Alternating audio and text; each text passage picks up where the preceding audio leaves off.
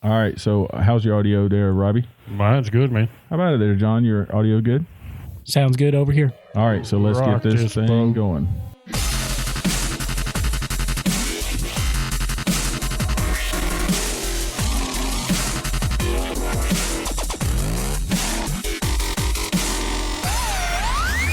Things like ace. Welcome, everybody, to another Georgia Archery podcast. Podcast number 5. Man, rolling right along, dude. That's right. We're putting them out just as fast as we can.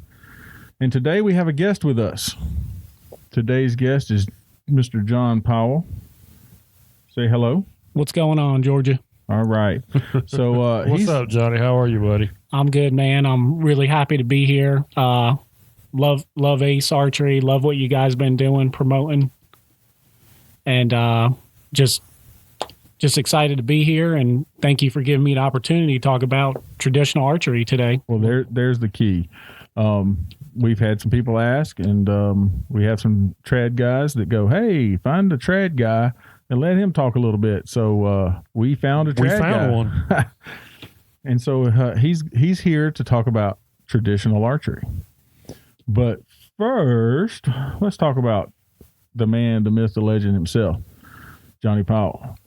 So give us a little background on your archery and life itself. Well, I started shooting archery when I was 10. My dad took. I'm a damn Yankee, so I'm originally from New Jersey, so don't hold it against So me. you're above that Macon-Dixon line that we were talking about last night. That's right. Oh, my gosh. And Dude, what are we going to do? My with wife heard that podcast. She's like, they're talking about Yankees on this thing. I said, nah, they're all right. It ain't hostile territory. We're just good old country boys, man. Well, listen, I've been here for 6 years. I put enough time in the woods to consider myself a Georgian. So my story in archery, I started when I was 10.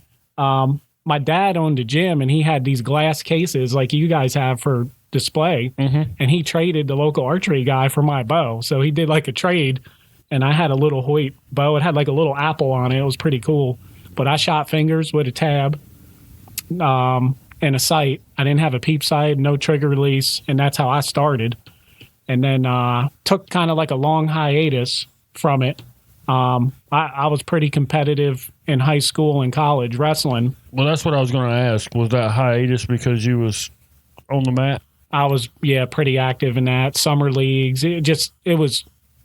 When you wrestled where I'm from, it was your life. So Wrestling up in Jersey is kind of like the baseball and football. And football is here. Correct. Gotcha. So it's life, it's life. You're in the gym early in the morning.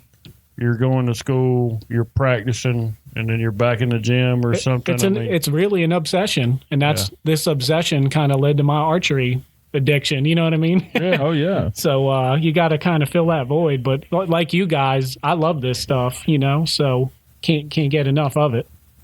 But so when I got into college, and I wrestled at Delaware Valley College, before that I was a junior college All-American. And I got involved with some of these PA boys who are on my team. So I don't know if you guys knew this, but in Pennsylvania, they used to do it. I don't know if they still do it now, but they used to close the school down for the day so the sons can go hunt with the fathers. Wow. So that would be opening day of bow season, deer season. They would close down. All right, Georgia legislators and school board directors and whomever else that has some pull, y'all need to hear that right there. Close the school down for opening. Opening days on Saturday. Oh, well, close Friday down so we can all drive down to the property, get camp set up, and get ready to win-win. That sounds like a good deal to bow hunt the next morning with our kids. I like it. I wonder if we could get like Ted and Joel to allow us to take off work, and you get so many sick days. Yeah, but dude, that's the day before archery season in the state of Georgia. If you're not think that's going to happen? No, that ain't going to happen. No. All right, carry on, man. Gone hunting, hanging on the door. That's not going to work. Yeah, that ain't going to work. So just like we're talking about football and baseball in Georgia, it's wrestling and hunting in Pennsylvania. So Jersey actually has a rich archery background, pretty good deer. You wouldn't believe the turkey up there. You'd be Really? shocked. I mean, the turkey up there smokes the turkey down here. Really? Yep. My Now, dad that ain't shot. something that you hear about on your on TV or your hunting shows on TV. Like you see Canadian geese in the field here. If you're in South Jersey, where it's a lot of farms, it is the Garden State. You will see flocks of turkey in the fields, Wow. like geese, like Canadian. I mean, geese. I've heard of guys of going to Texas and Kansas and Florida to shoot birds, but I've never heard anybody say I'm going to Jersey to shoot a turkey. Huh. You'd be shocked, but it's Now, can somebody out of state? So absolutely. Can I go up and buy an over the counter turkey tag or license? I think how it is there. I don't, like I said, I haven't been there for 6 years. It might Right. have changed because there is a ton of turkeys, but there is like A, B, C, and D, and it's a 1 month thing, but you buy the week. So Gotcha. you apply. The best week to get obviously is A, but you apply for those weeks, and then I think an E tag would be the weekends throughout that whole month. Like if you can only do it on the weekends. Right. So you A and the weekend tags are the most sought out ones, but course. you can get lucky with a B, C, or D tag, and they're if you still find them strutting. But yeah, those PA boys. So I used to after wrestling practice we go shoot bows, and there are a bunch of good old boys up there too, and I learned a lot from them. I got back into it. My dad actually wound up buying a Matthews switchback at that time, and I inherited his old PSE. I think it was an Edge 1050 series PSE. It was like a 65-pound bow, and I wound up killing a deer out of a ground blind in South Jersey. How about that? With that, I think I killed 2 deer with that bow. I was shooting a 2315s aluminum with feathers. Overdraw. Yes, Yep. And I was shooting, which are still good broadheads, the Nap vented 125 grains. You could go to Dick's Sporting Goods up there and or any local sporting goods shop and get them for pretty cheap, pennies on the dollar. Well, So, we used to could get everything pretty cheap. Yeah. Yeah. but yeah, so as I transitioned out of that area, I used to work up there, and I ran when I was working in Pennsylvania. I was an arborist doing sales for a big tree company up there, and I was on a property doing a property inspection, real big property, and these guys are riding around doing work, raking, and this one kid I started talking to, and he's like, "Yeah, my dad makes bows," and I'm like, "What do you mean your dad makes bows?" And he's like, "Yeah, my dad makes longbows." And I said, "Really?" And he went in his car and he got me these brochures. And the guy's name was Leon Stewart, who is well known nationally. And that was the first traditional bow I paid for. Custom bow was like $900. And, How old were you at that time?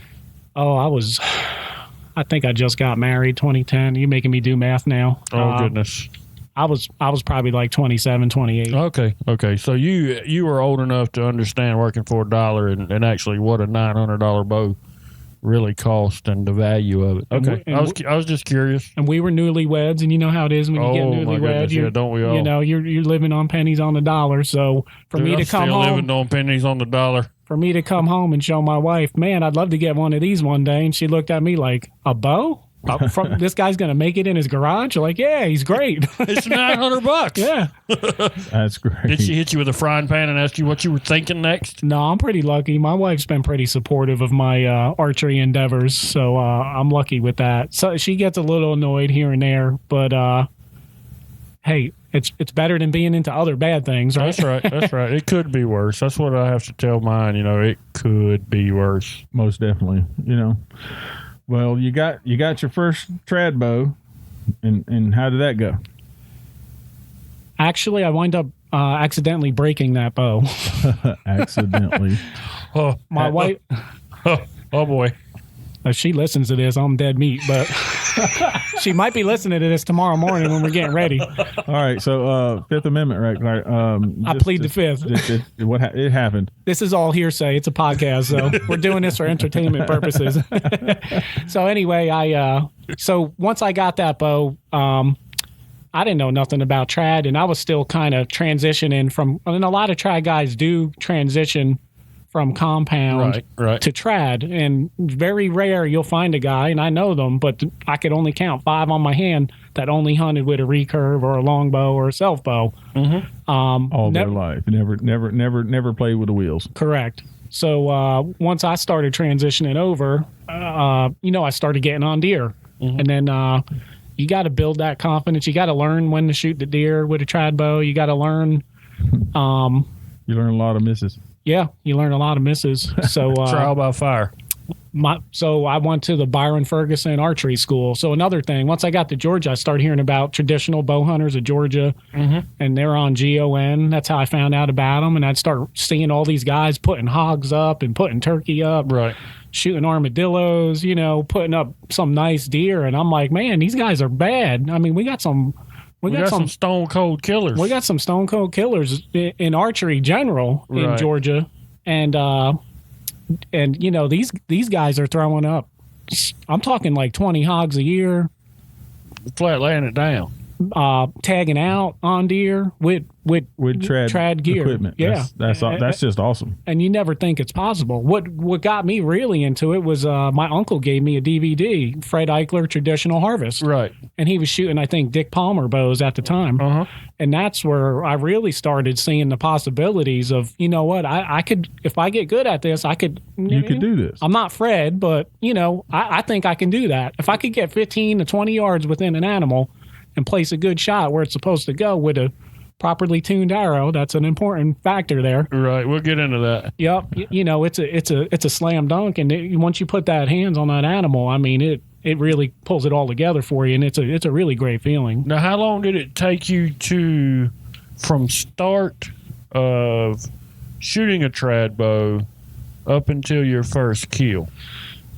A while, because I would hunt compound, but like mess around with the trad bow out back or shoot targets. And the thing I never knew I could, thank God I met you and Big John, because I never knew I could take. I never had lessons. A lot of people are self-taught. Self-taught. Right. That's a fact. Self-taught mistakes. So I would buy these heavier bows. John, that's a podcast for another day. Do you know how much money we could save people? Yeah. But then again, But I wish I started out, because, you think compound and trad are two different things. So you really need to learn the right way, your technique, because you could get hurt. So what I did is, hey, I had a 70-pound Matthews that I was slamming deer with. I had a Drenlin smoking everything in front of me. And then, I bought bows that were, I wouldn't say overbowed, but overbowed. I would say 60. Overbowed. If you're Overbowed. these guys that go out and get these 60-pound bows, hey, all power to you. That's great. But that arrow wants to come out of your finger so fast that I was actually missing technique. That it was hiding my technique because that arrow just wants to go. Right. And, I get lucky most of the time and hit where it was going. But once I started lowering that bow weight and then realizing I need to really work on my technique. So essentially, you just told everybody the way to do this is to work your way up, because technique is Not first. starting from the top. If you work your way down, the biggest thing that I found is injury. And it also runs people away from it. Oh, man, my fingers hurt, my back hurts, my whatever, and they just put it down. If they start with a lower pounds, get the technique correct, then you slowly integrate the poundage, and you can do much anything you want to because your technique is solid. And then anybody that we have to back down, it's like starting over. I mean, it's like cutting your feet off and say, okay, learn how to walk again. Well, John, how many times have we used the example that they don't build a house from the top down? They build it from the ground up. Foundation. Foundation. When we're talking to the kids or teaching the kids, it all starts with a good, solid foundation, and you work from there. That's right. Well, I went backwards, unfortunately, and then it happens. yeah. It happens. I mean, and we were all, I was self-taught. I mean, I shot lots of deer before I saw the first coach in my whole entire archery extravaganza, but I shot a lot of deer, was successful. I have shot a pig with a trad bow, just because I said, I'm going to try this. I want to see that picture. Me too. And I was one tickled pink guy because, I mean, it's a whole lot of work. I mean, it's, The weekend warrior picks up the compound bow. He shoots it about 10 or 12 times, and he feels like he's, confident enough he can go do what he do at 20 yards, 30 yards maybe. But, the 20-yard, 30-yard shot with a recurve is a total different monster, or with a traditional setup is a total different monster. It's a whole lot longer a piece of equipment that you have to maneuver and not let them animals see you. And deer can see you move anything from a long ways away. And, and I'm glad you're saying that, John, because I'm not the greatest competitive archer, which I'm gradually getting better, but even for hunting, I shoot every day I can. I shoot, there's days I take breaks, but even if I can only shoot 3 or 4 arrows, I put my time into those 3 or 4 arrows. 3 or 4 great arrows is better than 100 halfway down there. Absolutely. So, once you pick up this equipment and you get used to your setup and your bow and your arrows, I mean, you're not there. It's a constant effort to keep working on this technique, on your breathing, on where I want that sight picture to look, where I should hold, where I should put my arrow point, and just try to execute the best shot process possible. Well, that's just awesome.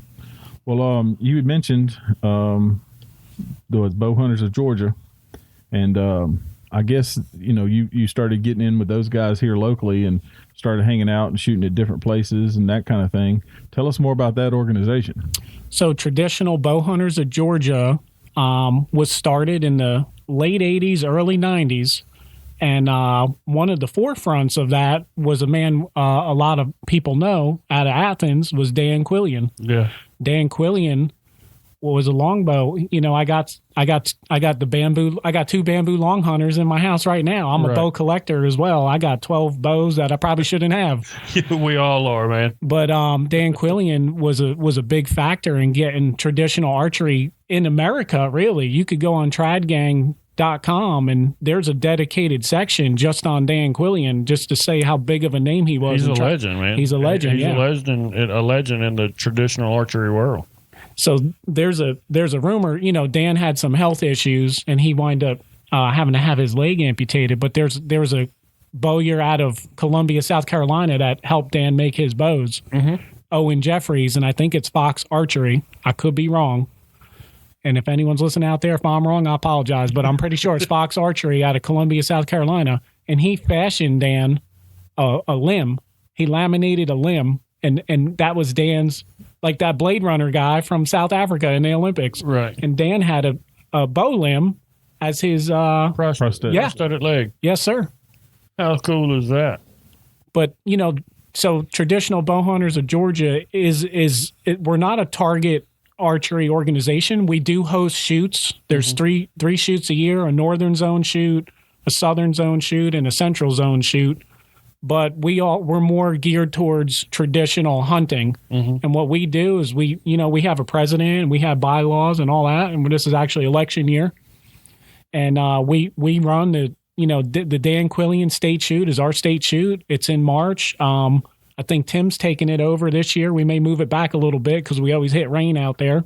That's held at the Rock Ranch out in Barnesville, Thomaston area. Okay. And the Rock Ranch is owned by the Chick-fil-A folks. So they allow us to go there and host our shoot there. Big cow pit. Wow. I mean, it's really cool. It's beautiful. You can camp. There's food. There's vendors. I mean, it's nice. It's a really nice platform for trad people to get together. And it's a competitive shoot. I mean, there's some slick shooters. We might have to take a Georgia Archery podcast out there and just set up and get a little insight on the traditional bow hunters of Georgia and the state shoot. It's a whole different, the more I got into it, the more the world of traditional archery opened up to me. And there's people that have been doing it. It's funny how it's like a well-kept secret. I joke about it all the time, but they have a secret handshake, and then if you get the handshake correct, then we know you're a trad guy, and then we can talk about everything. But and compounders are the same way. Was the podcast yesterday. I could name a bunch of hot compounders, and I couldn't name the recurvers, and I apologize for that. But it's because that's the world I'm in. And so the same thing happens with the trad guys. That's the world they're in, and that world is a lot bigger than we think. You know, as a bow hunter or as a tournament archer, we don't know about that little piece of the puzzle, but it's bigger than you think. Just look at Lancaster on the competitive side, the growth that they had for the bare bow division from 18 to 19. Yeah, 1 year it was twice as many or more. Yeah. So yeah, it's a lot of fun, and the more you get better at it, the more you feel confident that you could hit your mark or hit your target or put down some animals. Clean kill shots. The more you get into it, it's like a snowball effect, really, for me. So yeah, back to traditional bow hunters of Georgia. They host a bunch of hunts too, and we mainly hunt on public land, WMAs. There's a squirrel hunt coming up in August. We're doing at Clybell. It's a 1-day squirrel hunt, so we'll be walking around stump shooting and shooting at squirrels with bow. And there's a guy who lives not too far, who lives in Arnoldsville, that I know, who's a stone cold killer. The most he killed in 1 year was he killed 26 squirrels with his bow. 26. Jeez Louise. With a long bow and a recurve. He killed 24 or 26 squirrels, gray squirrels. Wow. Now, is there a limit on gray squirrels? I mean, 15 a day from August 15th till February 15th. So he didn't shoot 26 in 1 day. But throughout that was one season, though. He killed 24. 24 in a season is still... Dude, I couldn't hit 24 in a lifetime with no sight. With a 22. Well, I don't know about that now. With no sight now. And that guy's country, he eats them. I mean, he's Brunswick stew. He's eating them all. He's eating everything he shoots. I ain't got no problem frying up some squirrel and rice and gravy now.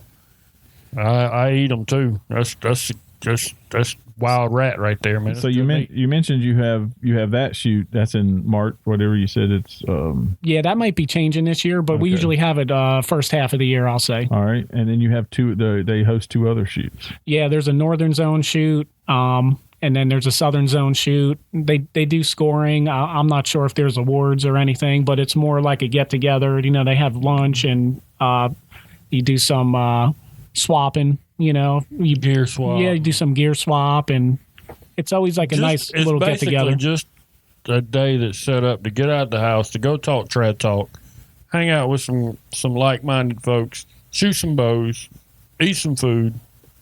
Yeah, and just have a good time. And it's very family orientated. I mean, people bring their kids, their wife. I mean, I know I could name several families that their whole family comes out for the event. The wife shooting, the dad shooting, the young son shooting, the brother, the sister shooting. They'll bring their cousins, they'll bring their nephews and nieces. I mean, you'll have 10, 12 people from one family shooting some of these trad shoots, and it's just a lot of fun. Sounds like it. That sounds like a big family event, like a family reunion. You do it 3 times a year, and get to see everybody. Hey, we kind of have an event like that sometimes it's in different states. Well, a lot of times it's in different states. We don't always get to go to them, but we have events like that. You come out of retirement and went to one just a while back. The ASA tour is like a family event because you get to see everybody.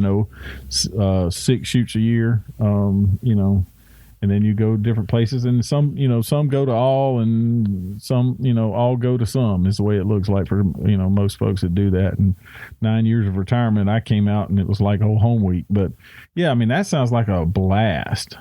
So what's the website if somebody's interested in looking or trying to find, trad? Give some information on where to find things for trad.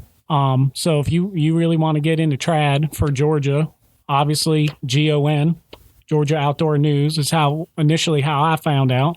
And we have Facebook, Traditional Bow Hunters of Georgia.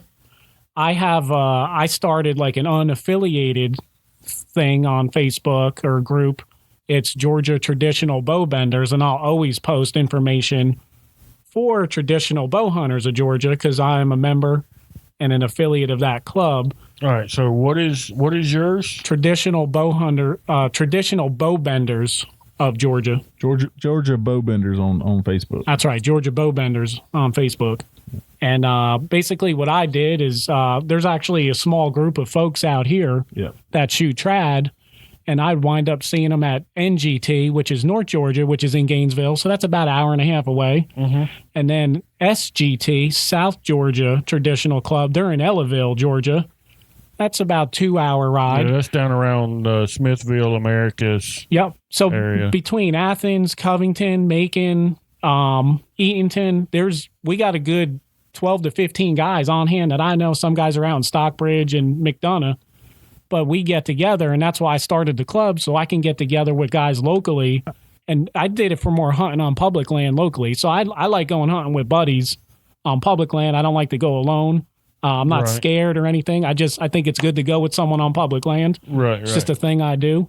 And why not do it with some of my And then we got Rockhawk to shoot at. We got Clydebell, and this is compounders too. Mm-hmm. We got the one out in Stockbridge, Panola State Park. Panola Mountain, yep. Panola Mountain State Park. We have and then you guys run these local shoots here. So you guys, all that stuff falls within the Georgia Bowbenders, I would say, region, you know? I got you. Matter of fact, didn't IBO just have their trad shoot? And didn't somebody in this area make a podium? Correct. So Tim Simpson, he competed in senior trad. He took fourth in the IBO. That was held it's the Howard Hill Classic. Yep, the Howard Hill. And I think it was the IBO Mid-America tournament. So there was 2 archery tournaments going on at the same time, same place, but like from across the path from each other. So one was the IBO, one was the Howard Hill. I believe the Howard Hill you can shoot as many times as you wanted and hand in your top score. The IBO, whatever you shot, that was your score. It was the one and done. And Ryan Jones. Yep, that's exactly. Ryan Jones Ryan Jones. He wind up taking the first place in the longbow division with his wooden arrows, and he also wooden arrows. Yep. Yeah, he's shooting Port Orfords or cedar, and wow. He won up against a gentleman, Robert Harper, who is another Georgia bowbender. He's from Stockbridge, and Robert Harper actually volunteered in the '96 Olympics to help retrieve arrows. He told me that. I thought that was interesting. Yeah, that's cool. But he makes some awesome strings, and I think he helps out at the Army and Navy store down that way, or he used to be involved with that Army and Navy store. But Robert Harper, want to talk about the guy, he was shooting lefty when I first met him, and I said, "Oh, I didn't know you were lefty," and he said, "I'm not." I said, "Well, why are you shooting lefty?" And he had a Black Widow lefty bow. He said, "Oh, I'm trying to beat my target panic from my right hand shooting." I was like, "What?" So this guy's shooting a trad bow lefty, and I'm thinking he's pretty good, and he says, "Oh, I don't even shoot this way," and he shoots the other way, and he's hitting 10s like crazy. Pretty interesting guy. But he wound up beating Ryan in a shootout. He beat him by 2 points on the Howard Hill side of it. I think they shot from the White Stake. But no, those local guys who went out there did a pretty good showing. Well, that's why I hit that. It's because when we was talking about the local guys went to Florida and showed out. Well, on the trad side, we had local guys go to that shoot and show out also. So, like we've said before, Georgia just has a lot of archery and a lot of great archers. Yeah, the talent pool, like I said on the last podcast, the talent pool in the state of Georgia for the sport of archery is ridiculous, man. I mean, you wouldn't know it if you didn't live here, potentially, I guess, but we've got a lot of great archers in a lot of different disciplines. And I got reasoning for that, why archery in the South is so strong. You want to hear it? Sure. And this goes back to history. There's a book. It's called The Witchery of Archery. There was 2 brothers. They were twins. They were from the Florida Panhandle.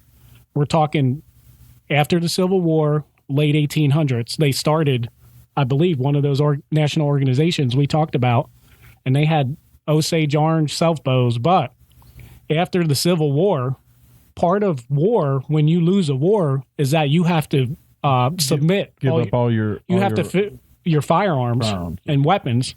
And so what people could not go and shoot a deer and eat. So the Southerners got really crafty, which they are. They got to eat. So they got good at making their own bows and putting down some animals. And that's, I believe, was the start of the roots of why archery is so great. And there's a lot of great, I mean, there's some bad dudes out here putting some animals down. I'm on the compound side and on the trad side. So, and I've seen some really good compound guys transition really well in the bare bow and traditional. So, we're rich in history here with archery. Which when I first moved down here, I'm like they love their guns down here. I said I ain't never going to find some trad archery groups. And then this whole world opened up with traditional bow hunters of Georgia. And doesn't traditional bow hunters of Georgia have a trailer that they carry around and do things with? Some we do.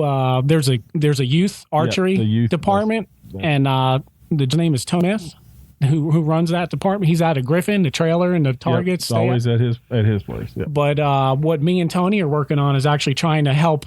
We got in contact with Charlie Elliott, their events staff coordinator, and we're going to try to coordinate something. If it don't happen this year, no big deal, but they want us to help with one of their summer programs with getting kids involved in hunting, and they want to include archery into that. And, I guess trad archery is an easy way for kids to pick up a bow and just kind of get introduced to it.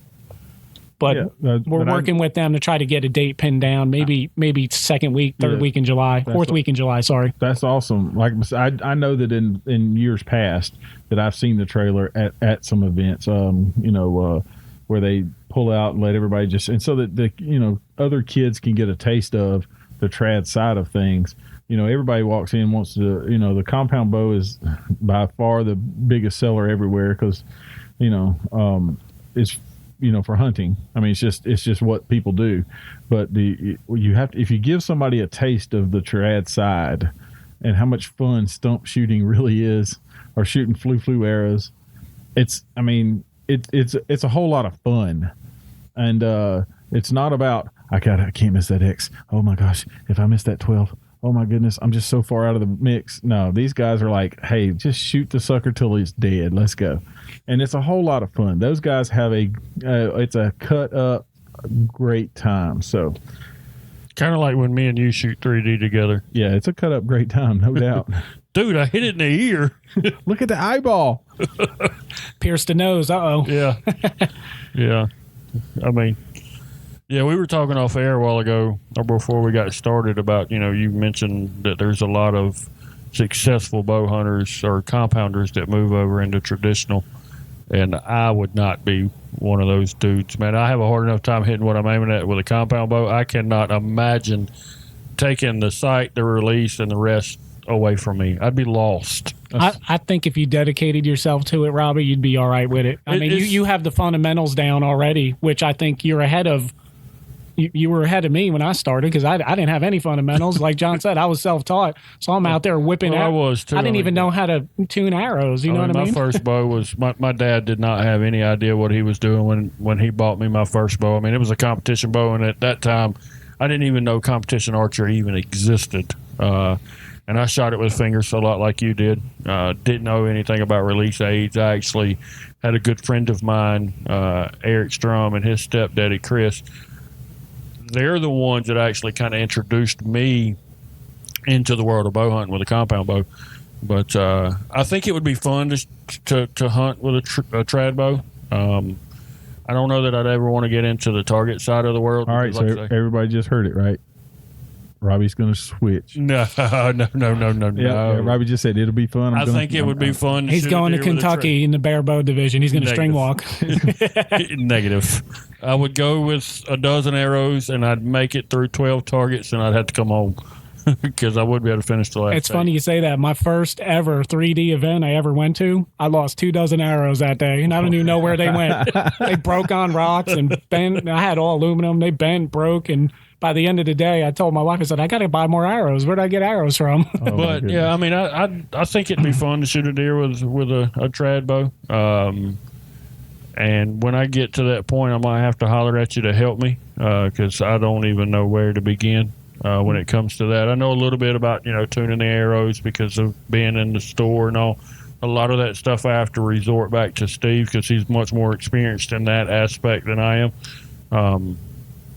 Just got my curiosity piqued just a little bit. Better be careful because once you sling a deer with one, I don't know. I don't know, man. I don't know. I have a hard enough time hitting what I'm aiming at with a sight. I don't need to take the sight away. But that's the cool thing about it is it doesn't have to be that. It's got to be perfect enough. It doesn't have to be perfect. Wait. Hold up. Right. You shot your last deer, not even looking at your sight. So don't be quiet. Don't even go there. Anyway, that's a story for another time. Yeah. Well, I mean, I was looking at my sight. I was looking at my sight. Yeah. So we talked to John, and like you said, where to find him on Georgia Bowbenders. He's probably going to start making a couple of blogs or some writing up some things, and then you'll start seeing that pushed out on our website along with on his areas and everywhere else, and so that if you have some trad questions, or if you have some more trad information and you want to talk to us about it, you know where to find us. It's GeorgiaArchery.com. It's easy, and you can send us a message and that kind of thing. So we was talking about, everybody knows now where to find him, where to get involved with the trad stuff. And it's like I said, it's an event, and they're great folks, and they don't look down on wheelies too bad. It is, we joke about it all the time. Take your training wheels off, right? Yeah.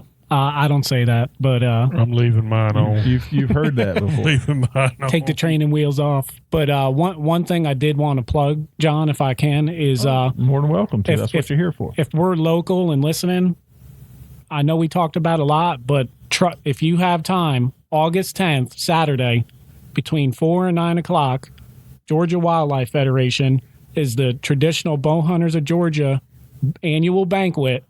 And it is awesome. It's an awesome banquet. We have guest speakers come in. We had Clay Hayes last year, who is a big primitive guy. He makes bows out in Idaho, and kills elk and stuff with arrows he makes. Cool. He's a pretty neat guy. We had him last year. The year before, we had this guy named TJ Conrads. He's the owner and CEO of Traditional Bowhunter Magazine. Yep. A few years back, we had Fred Eichler come out. We had Fred Aspel come out. And this year, we got a guy named Matt Schuster. He's going to be our guest speaker. He's the president of the Pro Bowhunter Society, which is another organization.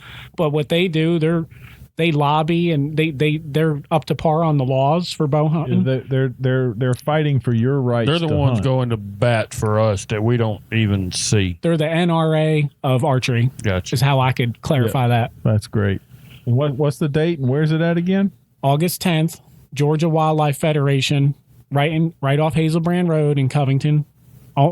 Literally 10 minutes from here. Do you have to buy a ticket or anything to that event? I believe I don't have the numbers offhand. $5 to $10 to come in. You get a meal, and you get to meet some really great folks. And you can buy the tickets at the door. Yes, sir. Need to get us that information so we can get that up on the Georgia Archery webpage and Facebook page and all. Yeah, if you get a flyer, we can definitely spread the word. But that is our number one way of recruiting members. And it's a great way for folks that are just interested. Like, say you were interested, Robbie. You just go and hang out, and you start meeting some people, and it ain't as scary as you think. Oh, dude, coming from the wheels to the limbs, But they'll put your arm around you. They were the most welcoming people. And I'm a Yankee, and I went to a Georgia event all by myself with my bow, and they put their arm right around me and said, "Come on and shoot with us." And now you have some great friends out of it. Well, pretty much my only friends are through traditional archery. Come on now, I know we're not traditional guys now, and we're still considered friends. We are friends. Yep. So, we'll be closer. I think he said that as in, we'll be closer friends when we lose the wheels. You lose the wheels. Yeah. I got you. I tell you, the other thing is that we all have day jobs. So, what do you do for a living? And go ahead and tell everybody, because they may need some of your services. So I'm owner and operator of Johnny Green Tree Care. I run out of Social Circle. I cover Newton, Green, parts of Gwinnett, and parts of Rockdale. Pretty much on this I-20 corridor is my area. But I am a certified arborist. And do me a favor, just what is an arborist? Okay, so you have a tree guy that everyone calls a tree guy, but an arborist is like a landscaper, a horticulturalist, kind of meshed together with a tree guy. That's a lot of big words. And a lot more learning. So our thing is more, I would say an arborist is more tree preservation, so fertilizing, diagnosing trees for disease and insects, pruning, proper pruning. It isn't just all taken down. Yeah, not just come and cut it down. So there's more than just, hey, dude, I got a tree that I need out of here. Yeah. Yeah. Okay. But we are capable of taking down the big boys too. So, I just finished up a job in Boswick over here. Great client of mine, and we just a ton of ornamental. We made it look pretty. So what's the guy on the Karate Kid movie with the bonsai tree? Miyagi. So you're the Miyagi of Social Circle Tree. I don't know if I could hold a candle to Miyagi. Miyagi's pretty good. He'd probably slap his hands together and heal the tree. When he did that hand thing. Right. And give everybody that phone number to how they can reach you. That would be 770-856-1921, and that it's a direct line to me. Say it one more time. 770-856-1921. So if you need the Miyagi to check out your tree, give him a call. We always want to, we appreciate you coming in, talking about trad. I mean, you enlighten us on things in the world of trad, and all our listeners. I mean, I think they've learned something today. And the event that you're having would be another way to learn more about trad. John, I do got a question for him, kind of on the arborist side of it. No, I mean, I'm not asking for a tree to be taken down. I'm curious. All right, you deal with a lot of wood when it comes to the trees, and you're a traditional archer.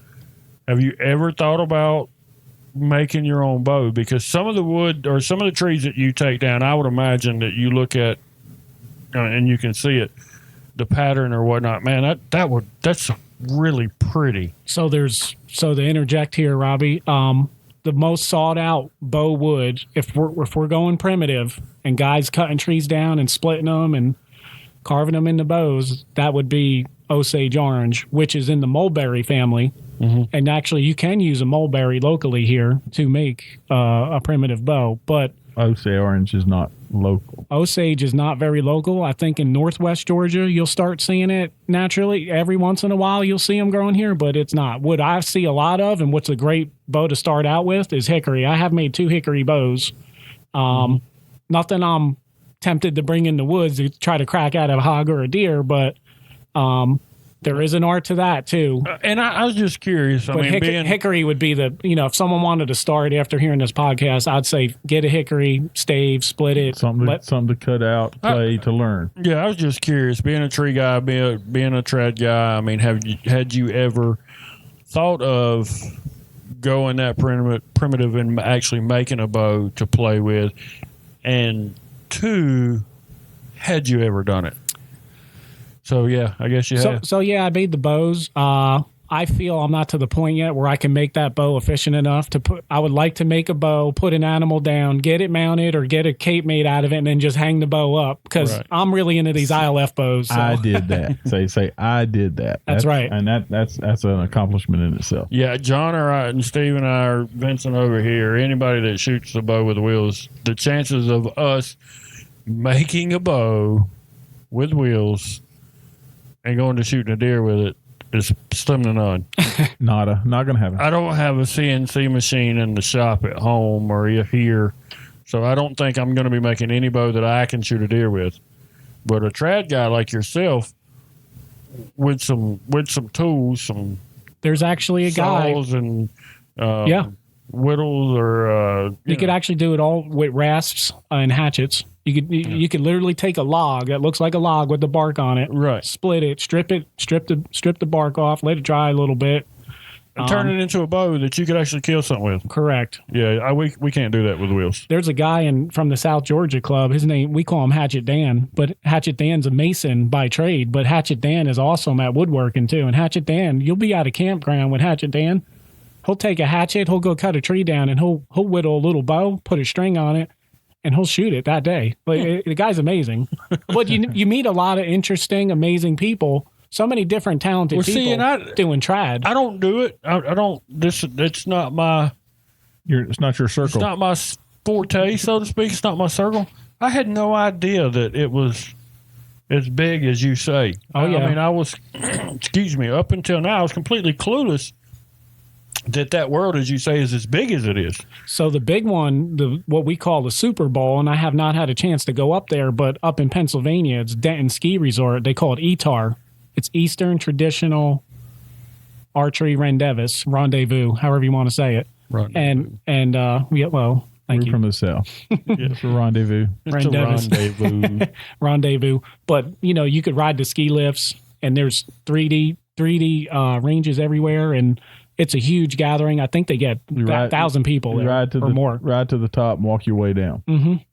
So that's cool. Tennessee Classics, another big one. This Howard Hill one was a big one. And then, we got the ASAs and the IBOs. And I started getting more into competitive archery, which brought me to meet you guys. Right. Well, I just wanted to hit on the fact or the point that, it is much bigger than most realize, because I was one of those guys that just didn't know that side of the world is as big as it is. And there's different layers to trad too. There's different bows setups. There's primitive, there's longbow, there's guys shooting wooden arrows, there's guys shooting carbons like myself, there's guys shooting metal riser bows, which I said I would never do. And it's all Tim Simpson's fault. He got me hooked into it. So yeah, you got one of those. I was protesting the metal bow. I said, that ain't traditional enough. And then once I started shooting an ILF bow and saw how you could change the limbs and everything, I got real excited. So, I hunt with a Hoyt Satori. I love the bow.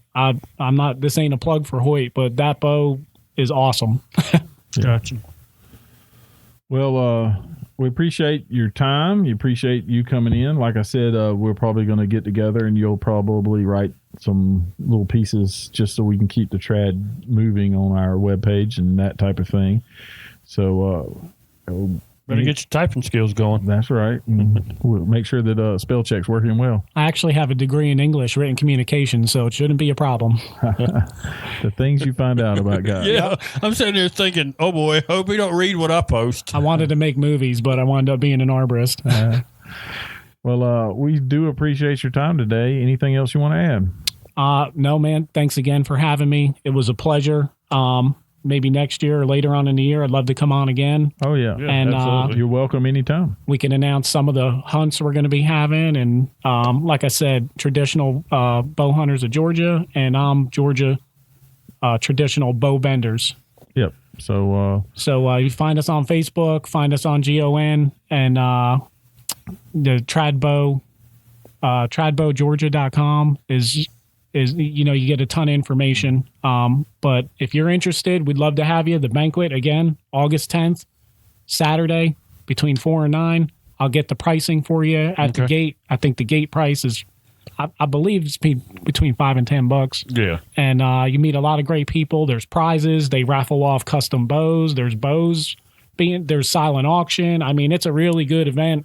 And a lot of great people there. So sounds like a good time. If you're interested and you want to get more interested, it's a good introductory to get your feet wet into traditional archery. Cool. Well, we appreciate it again. Like I said, we enjoyed the talk and the eye opener. Like I said, with Robbie, it's the same way. It's like that world is a lot bigger than anybody really knows, because you in your own, everybody keeps their nose to the grindstone, does what they do. And so we were just trying to open it up. And I mean, that's another side of archery that's been, it's huge. And, a lot of guys say, well, I got into archery because the shooting with a gun was too easy, and then the next part is, well, now wheels are too easy. Let's go more trad. And that's the tradition, and those are diehard guys. And, like you said, there's so many different levels and that type of thing. So I appreciate your time. And I guess that about it. What do you think, Robbie? That's it? Yeah, man. I can't think of anything else other than make sure to check us out on Instagram, Facebook, Twitter, as John called it on the last one, Twitter. That's right. Hit us up, Georgia Archery, GeorgiaArchery.com. We've got a bunch more of these shows like today. I ain't going to say on the books, but planned. Yeah. We want to continue to do this, and we appreciate all the love and support. I mean, it's been kind of cool to get text messages or Facebook messages. Man, that wake up to it, or just, yeah, it just my drive to work just got easier. Yeah, my drive to work just got easier. Man, I really, like I woke up this morning and read one. Dude, I really enjoyed the podcast last night. I appreciate you talking about some of the shooters that you mentioned. those kind of things give me the want and the drive to continue to do it and do more of it. Like I said earlier, this is the best podcast in Georgia for archery. I listen to it every time you guys post a new one. I listen to it. I don't know how many more is in Georgia, so I think we might win that one by default. Hey, we got it. We'll take it. That's right. You got to start somewhere, right? That's right. Well, if that's the end, until next time, I'm Big John. And I'm Robbie. And that's John. See you, everybody. Thanks for having me. I appreciate it. Bye-bye.